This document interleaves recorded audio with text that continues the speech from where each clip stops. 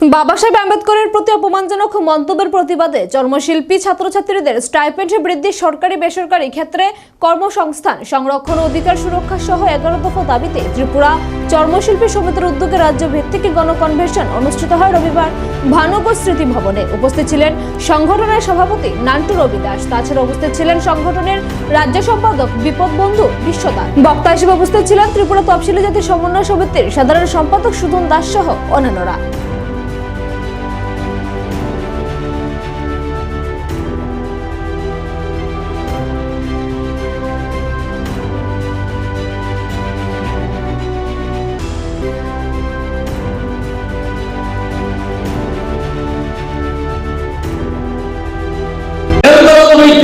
উপরে পড়ে আছে, নিয়োগ করছে না।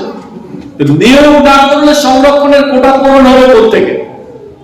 আমাদের রাজ্যে তারা বলেছে 50,000 চাকরি দেবে 18 সালের নির্বাচনের সময়, এক বছরে 7 লক্ষ বেকারের চাকরি দেবে 5 বছরে।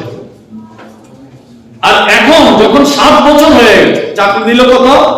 বিধানসভাতে হিসাব দিয়েছে 13,600 চাকরি দিয়েছে।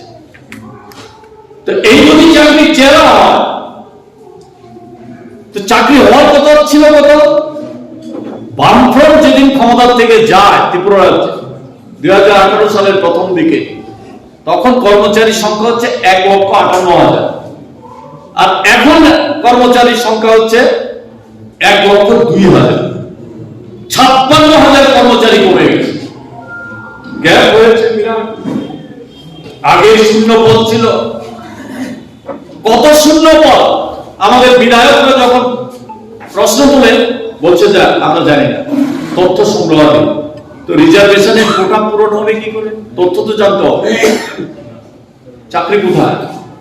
চাকরি কমে যাচ্ছে, কিন্তু আমাদের মধ্যে কারাকারি বাড়ছে, বাড়িয়ে দিচ্ছে।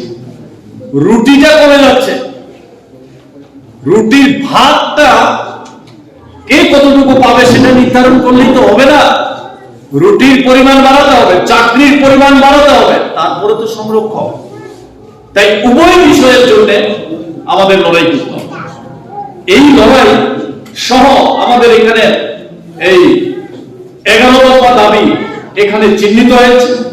এই 11 দফা দাবি নিয়ে লাগাতার আন্দোলনের মধ্যে দিয়ে এই দাবি আদায় আমাদের করতে হবে। আমরা দেখছি গ্রামীণ মানুষ যারা চাকরি জমা একটা বড় সমস্যা, তেমনি রেগার কাজ, টুয়েপের কাজ কোথায় নেমে গেছে।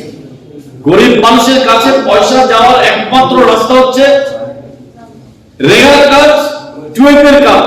বামফ্রন্টের সময় 90-95 দিন করত, এখন এটা 20-25 দিনে চলে এসেছে, 30-35 দিনে চলে এসেছে। তো গ্রামের মানুষের কাছে টাকা যাবে কোথায়? আর যারা পেশা ভিত্তিক কর্মজীবী, এর মধ্যে একটা বড় অংশ হচ্ছে চর্মশিল্পী। এই চর্মশিল্পীদের নিয়ে কে ভাববে? চর্মশিল্পীদের সংখ্যাটা গোটা ভারতবর্ষে, আপনাদের রিপোর্ট যখন আসবে তখন দেখবেন একটা বিরাট অংশ এই চর্মশিল্পী গোটা ভারতবর্ষের মধ্যে আছে। গোটা ভারতবর্ষে এই সংখ্যাটা প্রায় 25 কোটি চর্মশিল্পী।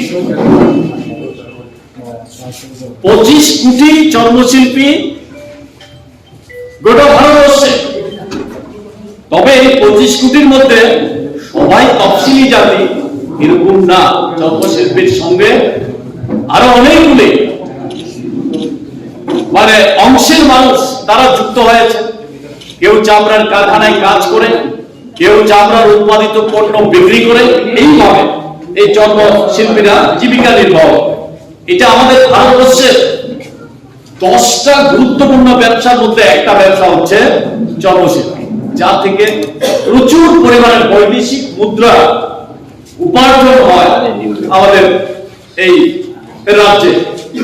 এই অংশের মধ্যে আজকে এই ক্ষেত্রটা নানাভাবে বঞ্চিত।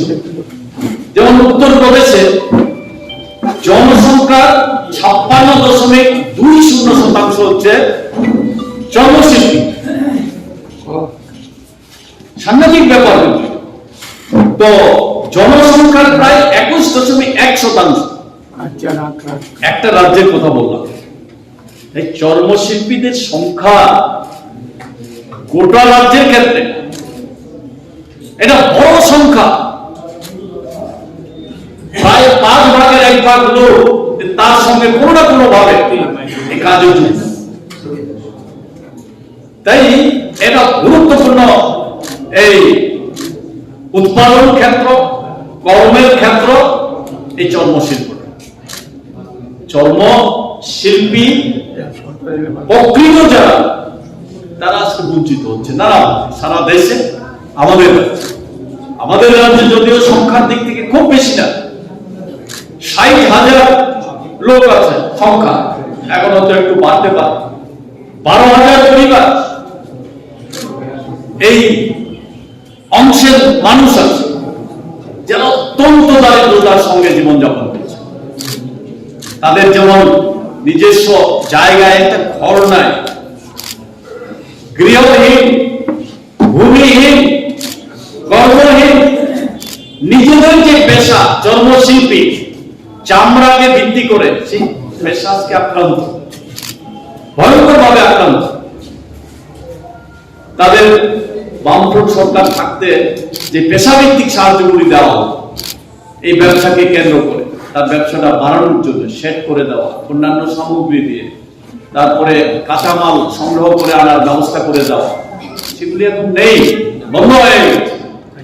এইভাবে চরম একটা সংকটের মধ্যে চলছে। এর থেকে অতিক্রম করে বেরিয়ে আসার জন্য সরকারের কোনো রকমের নজর নেই।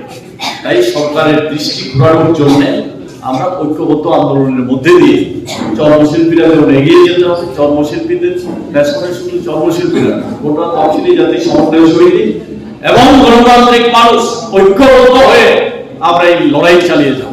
তাই 11 দফা দাবি, এই দাবি শুধু চর্মশিল্পীদের, অবশ্যই এর বাইরেও সাধারণ মানুষের দাবিও এখানে লিপিবদ্ধ করা হয়েছে। এই আন্দোলনকে সামনের দিনে আমরা এগিয়ে নিয়ে যাব। এই কনভেনশন থেকে সেই সিদ্ধান্ত আপনারা নিয়ে যাবেন, এই আহ্বান রেখে আজকে যে বাধা বিপত্তির মধ্যেও এই বড় সংখ্যায় আপনারা উপস্থিত হয়েছেন তার জন্য আবারও আপনাদেরকে ধন্যবাদ এবং অভিনন্দন।